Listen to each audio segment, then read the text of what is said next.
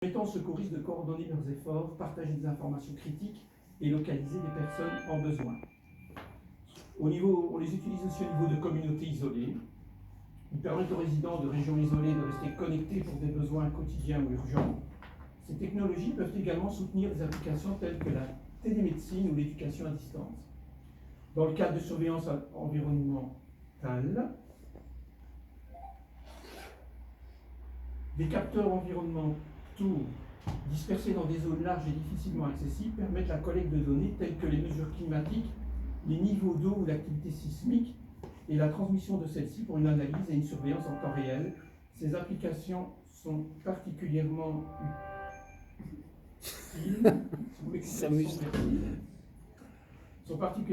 utiles pour des projets de conservation, la gestion des ressources naturelles et la surveillance des changements environnementaux. On l'utilise aussi en agriculture. Bon, les agriculteurs peuvent les utiliser pour connecter divers dispositifs dans de grandes exploitations agricoles, permettant la communication entre les travailleurs, le suivi des machines agricoles et la collecte de données des capteurs du sol ou du climat. Cette intégration peut aider à optimiser les opérations agricoles, à améliorer la gestion des ressources et à augmenter la productivité en minimisant les coûts.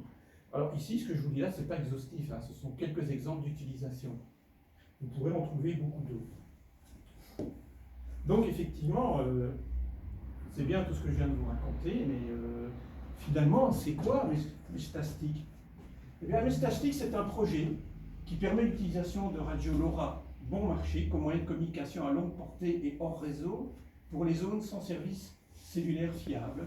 Chaque membre du réseau maillé peut envoyer et voir des messages, textes et activer des fonctionnalités de localisation, rendant ce système particulièrement utile pour les groupes évoluant dans des zones éloignées et non couvertes par les réseaux classiques ou en cas de situation de crise avec des réseaux électriques et Internet défaillants. Il offre une solution de secours économique et peu énergivore.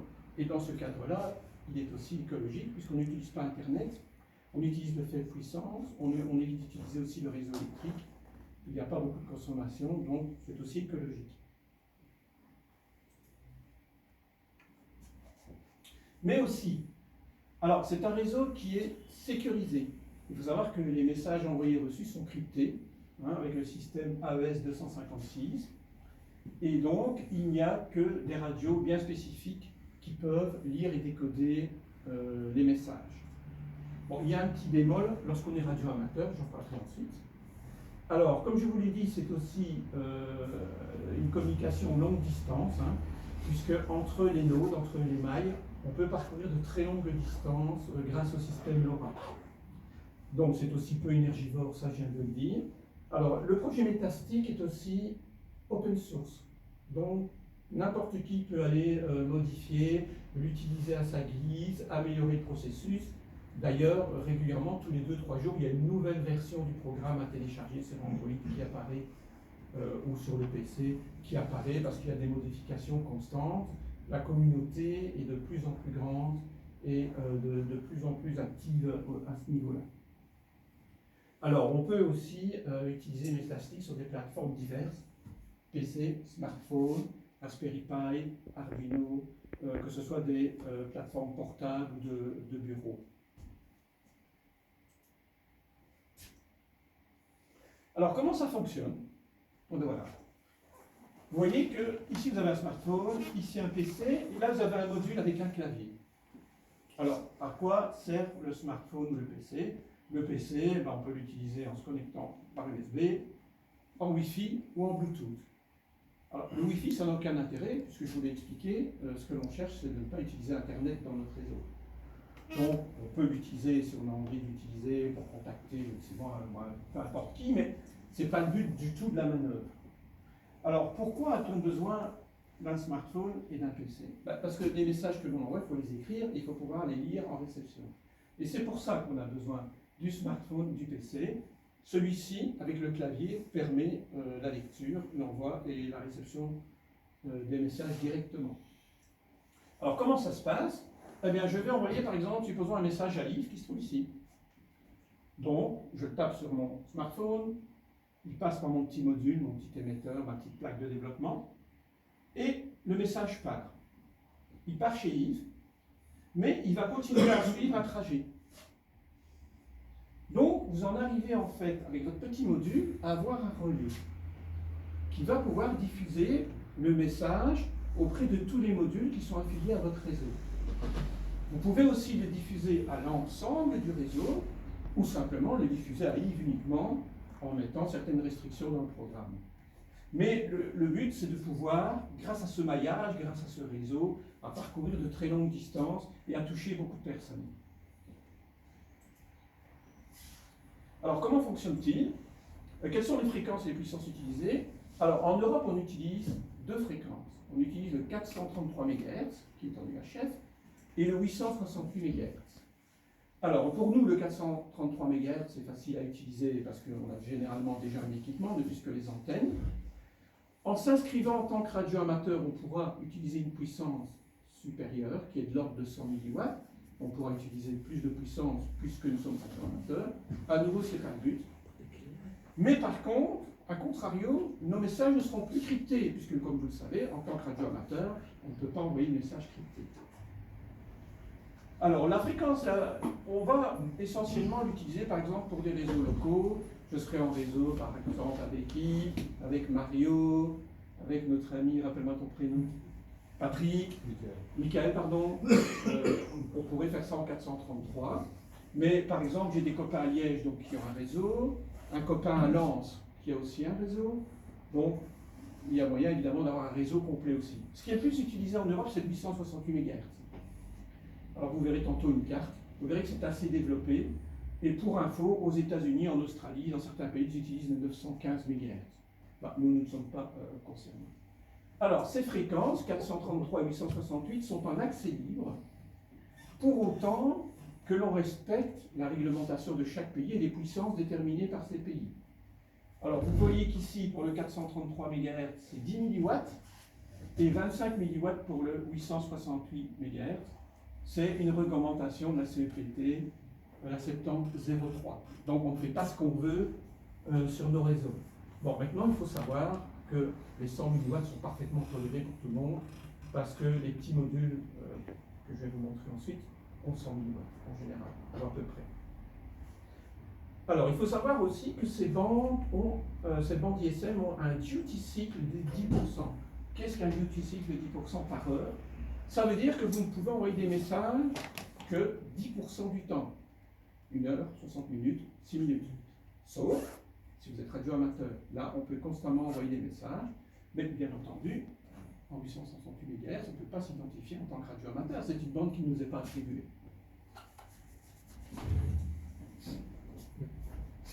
Alors, les paquets envoyés et reçus donc, sont cryptés, sauf si nous sommes radio-amateurs, ça je viens d'en parler également.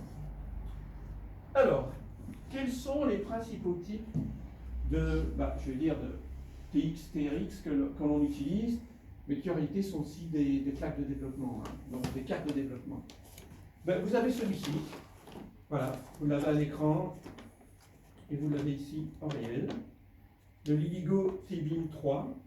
Alors l'avantage de ce petit module, c'est qu'il est très complet. Il inclut un GPS, il y a un écran OLED, donc c'est très chouette. Vous voyez, il vous est fourni dans ce type de boîte. Dans cette boîte, vous allez aussi trouver des pins si vous voulez les souder, si vous avez un besoin quelconque. Vous pouvez réutiliser la boîte en faisant des petits trous, bien sûr, pour passer l'antenne, pour passer aussi la connexion ici pour le charger. Vous avez à l'arrière la possibilité de mettre une pile rechargeable. Ceci, c'est le module GPS. Alors, c'est très intéressant parce qu'il est complet. Par contre, comme je vous l'ai dit, il consomme pas mal parce qu'il y a l'écran, il y a aussi le GPS. Alors, les prix sont variables de 22 à 40 euros. 40 euros, c'est avec GPS. Et la puissance est de 14 dBm. Donc, ça, c'est un usage courant. D'ailleurs, j'ai vu que Jean-Pierre en a un également. Et plusieurs. Et plusieurs. Mais enfin, tu m'en as montré un, en tout cas, de celui-ci. Alors, vous avez l'ELTEC V3. Vous voyez comment il est fourni. Hein. Vous avez la petite boîte, là. Vous avez le module. Vous avez le petit boîtier de protection ici. Alors, je vais vous montrer ça. Vous allez voir que c'est très, très, très petit. Et c'est aussi un des gros avantages de ce type de système, parce que Nous, lorsqu'on utilise le BIOS, le BIOS, il faut une batterie, il faut une antenne, il faut quand même pouvoir le transporter dans des grandes valises ou autres, mais ceci, dans une poche, ça tient. Même le LiGo, hein, il est un peu plus imposant, parce qu'il y a le GPS, mais vous voyez qu'on pourra les transporter extrêmement facilement. Et donc, voilà, il y a aussi une librairie Arduino qui est inclue. Et donc, vous voyez, sans GPS, il coûte plus ou moins 20 €. On peut ajouter également un GPS. Alors, il y a des petites manipulations à faire, comme sur un Arduino, indiquer sur quelle pin le GPS est pour pouvoir échanger les données. Alors, vous avez le plus puissant, qui est le rack WizBlock. On peut ajouter aussi un GPS, des capteurs divers et variés. Il y a aussi une librairie Arduino. C'est le moins énergivore et le plus puissant. Voilà, vous n'avez déjà pas d'écran. Donc voilà, le prix varie de 30 à 65 € parce que vous pouvez l'utiliser dans des starter kits qui vous donnent la boîte. Ils le fournissent avec aussi un chargeur solaire. Enfin, vous avez toute une déclinaison possible, mais le modèle de base c'est dans les 30 €. Et la puissance c'est 22 dBm. Alors que le précédent, l'Eltec, c'est 21 dBm, plus ou moins 1 dBm. Alors ici, vous allez me dire, bon, lorsqu'on apparaît, et vous avez déjà eu l'occasion de le faire, des appareils en Bluetooth, on se met un code. Alors là, c'est facile. Le code pour l'appareiller, par exemple, avec son smartphone, il apparaît ici sur l'écran. Facile, il suffit de taper sur le barcode le code et les deux appareils sont appareillés. Ah, oui, mais il est là. Il n'y a pas d'écran, qu'est-ce qu'on fait? Eh bien, en fait, il y a un code tout simplement universel, je puis dire. Lorsqu'on n'a pas de code, on tape 1, 2, 3, 4, 5, 6 et les appareils sont appareillés. Voilà. On peut donc ajouter aussi quelques exemples de capteurs, bon marché ou non, peu importe, car ce sont des cartes de développement aussi. Pluviométrie, pression, température, que sais-je. Mais ce n'est pas l'objet de la présentation de ce soir. C'est simplement pour info.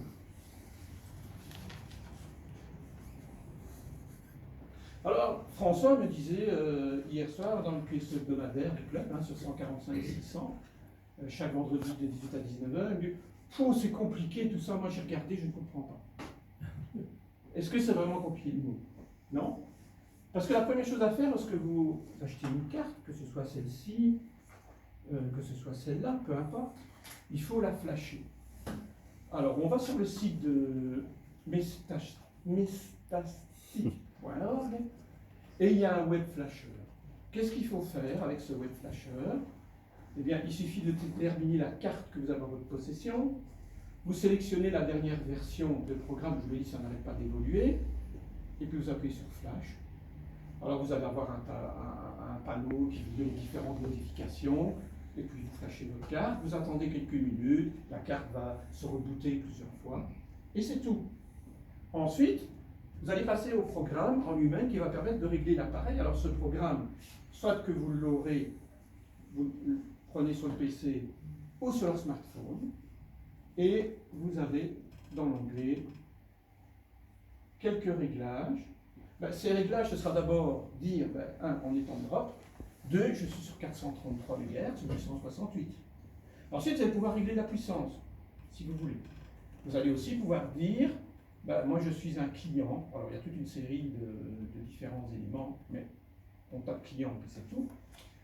Et vous pourrez donc également dire que vous allez utiliser le réseau long fast, c'est le plus rapide et c'est ce qui va le plus loin. Bon, c'est le plus intéressant. C'est tout. Vous pouvez utiliser à ce moment-là Mestastic et commencer à taper des messages et à voir s'il y a d'autres personnes qui sont présentes ou pas aux alentours. Alors, comme je vous l'ai dit, vous devez utiliser un PC, un smartphone en Bluetooth, ça j'en ai parlé tout à l'heure, pour écrire les messages. Alors, il est possible de l'insérer dans des boîtiers. Donc, ici, c'était un boîtier vendu, mais avec des imprimantes 3D, vous n'avez pas besoin de faire des boîtiers. Vous pouvez utiliser un boîtier électrique quelconque pour mettre le tout à l'intérieur, et même si vous voulez le mettre à l'extérieur, bien sûr, pour qu'il soit étanche. On va pouvoir l'intégrer, par exemple, j'ai un boîtier maintenant, un panneau solaire qui n'est pas plus large que ceci, et dans lequel je vais pouvoir intégrer le tout, pile, etc., chargeur, module, avec bien sûr le petit trou pour éventuellement le flasher s'il y a un nouveau programme, un trou pour que l'antenne passe, bien entendu. Vous pouvez aussi, oui voilà, au niveau des antennes, il est intéressant de les charger. Donc la connexion c'est IPEX. C'est un, comment dirais-je, un genre de petite pression, là, c'est tout petit. Hein. Donc quand je dis que c'est tout petit, voilà, c'est là. Alors je comprends, vous ne le voyez pas. Mais moi je dois mettre mes lunettes aussi, hein, et pour l'afficher aussi, parce que sinon c'est pas possible. Et bon, là c'est l'antenne fournie d'origine. Vous comprenez bien qu'en 33 MHz, je ne vais pas faire grand chose avec. Donc j'ai commandé un câble avec un SMA pour pouvoir utiliser les antennes à la maison, les antennes mobiles. Ici, vous avez le SMA qui est fourni directement. Voilà, ici c'est un 868. Mais lorsque vous le commandez, vous pouvez préciser ça. Donc j'ai recommandé un petit câble pour le petit LPEC pour pouvoir utiliser mon antenne, par exemple mon antenne mobile en VHF, UHF, qui donnera évidemment une portée meilleure que ce genre d'antenne. Ça, je ne dois pas vous l'apprendre, bien entendu. Alors, si vous voulez que des connaissances joignent votre réseau, vous avez l'opportunité de leur envoyer un code QR. Alors, soit qu'ils viennent flasher le code QR avec leur programme Meshtastic, donc que l'on trouve sur Android. C'est un grand M vert, hein, tout ce qui est à côté, c'est pas bon. Ben, il flash avec le QR code et c'est terminé, il est connecté à votre réseau. Tous les réglages se font. Ou alors vous envoyez une URL. Pareil, l'URL c'est par le PC évidemment qui va se connecter à votre réseau. Mais vous pouvez tout à fait vous connecter à d'autres réseaux, vous apercevez, vous sélectionnez, vous envoyez, vous n'êtes pas obligé de, comment dire, d'avoir une connexion spécifique. Mais en fait, c'est le but. Nous, ce qu'on fera, je vais regarder une montre, par exemple avec Yves et d'autres, eh ben, ce sera s'envoyer le QR code, et à chaque fois, le QR code contient la fréquence, etc., il va contenir mon réseau qui est N4DU en 433 MHz. Donc, automatiquement, il sera connecté au réseau N4DU. Mais il sera aussi connecté à d'autres réseaux s'il n'a pas mis de limitation dans ses menus. Ça, je n'en parle pas, parce que ce n'est pas le but de la présentation. Et alors, dans le site QSO de juillet-août, il y a un article aussi d'un OM français qui a développé un réseau dans la Sarthe, qui est très intéressant. Moi, je m'y suis intéressé en voyant l'article dans le site QSO, le dernier, où il parlait des jeunes, et il parlait d'Amser, que je connais, et il parlait de Meshtastic. Et je me suis dit, tiens, j'allais voir ce que c'est. Oui, j'ai du mal avec ça. Mais je ne suis pas le seul, hein, c'est ce qui me rassure, n'est-ce pas, Yves? Non, non, ça va tout seul, mais en Meshtastic. Oui, bien sûr. Oui, bien sûr. Mais voilà. Vous voyez donc, avec ceci, Tu restes statique. avec ceci et cette antenne, 100 000 watts, vous voyez ma zone d'émission. 100 000 watts.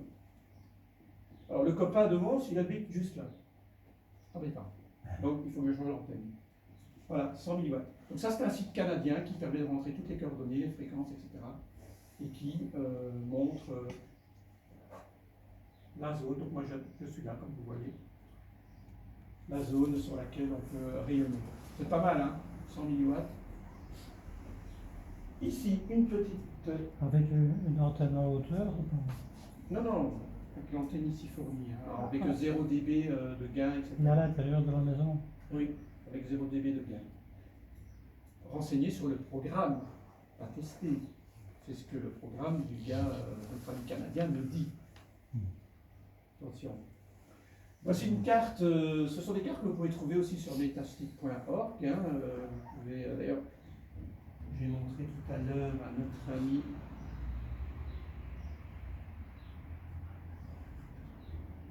Oh, le chat, je ne me vois plus.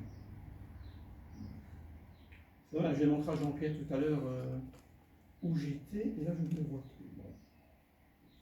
C'est pas grave, parce que vous avez une carte aussi où vous pouvez vous voir et les nodes, les mailles qui sont autour de vous. Hein. Bon, c'est pas grave, ils étaient déconnectés. Ah bah oui, il est déconnecté, forcément je ne peux pas le voir puisque je l'ai déconnecté. Attendez, je vais peut-être essayer de le reconnecter. Je vais essayer de vous montrer ça.